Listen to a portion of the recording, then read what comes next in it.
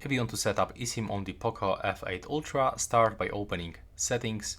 Next, you have to navigate into the mobile networks, and right now click here to turn on eSIM. And by the way, it will replace your second SIM card. So you cannot use two physical SIM cards and eSIM. You can use only one SIM card and one eSIM, and make sure that the SIM card that you want to use will be available in the first SIM card slot. So click here, select to turn it on. Now you have to wait a little bit. There we go. And as you can see, we have to click to add eSIM. There we go.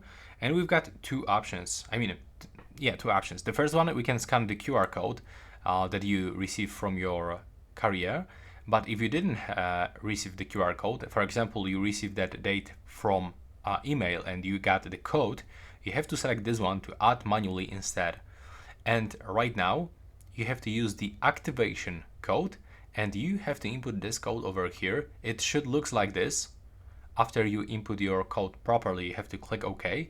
But sometimes when you are activating the eSIM in a store, you have to get to view the device EID number. So a customer service might ask you about this one. So you have to go over this, and here you can actually send this code into this person, or let him scan the QR code, so he will activate this eSIM for you. And we got actually the three options.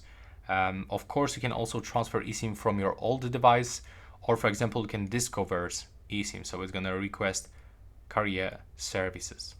And that's basically everything for this video.